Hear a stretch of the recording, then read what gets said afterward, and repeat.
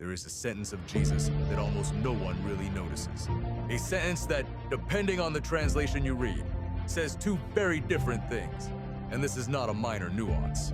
It's a difference that changes the center of the gospel message. Jesus says, "Make friends for yourselves by means of unrighteous wealth." So far, familiar territory.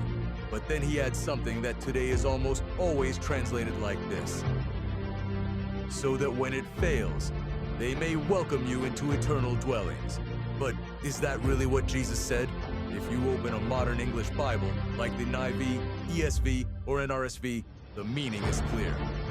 Money fails, wealth is temporary, so use it wisely. But if you open an older translation, like the King James Version, you read something very different.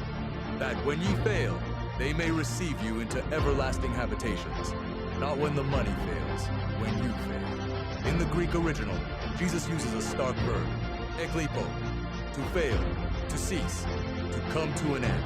And here is the disturbing detail. The subject is not specified. The text does not say, "when the wealth fails." It simply says, "when there is failure." The older translations leave the blow intact. The modern ones explain it away. If you read, "when it fails," the message becomes, "manage your money well, because it won't last." But if you read, "when you fail," the message becomes, "the moment is coming when you will no longer manage anything." One reading is about economics, the other is about death. And Jesus, throughout the Gospels, is never shy about the second, not out of bad faith, but out of pastoral choice. Talking about money running out is acceptable.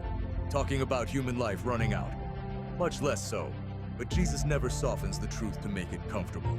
And this is exactly why owning physical books still matters. Printed Bibles, different editions, older translations. Because a book does not update itself, it is not smoothed out. It does not adapt its language to modern sensitivities.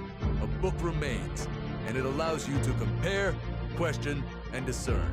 When everything is digital, differences disappear. Comparisons fade. You only read the latest approved wording.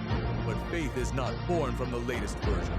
It is born from a word preserved, even when it unsettles. Jesus did not warn you. One day your money will fail. He warned you, one day you will fail. And on that day, the only wealth that will matter is what you turned into love, mercy, and eternal relationships. That is why reading carefully is a spiritual act. That is why translations matter.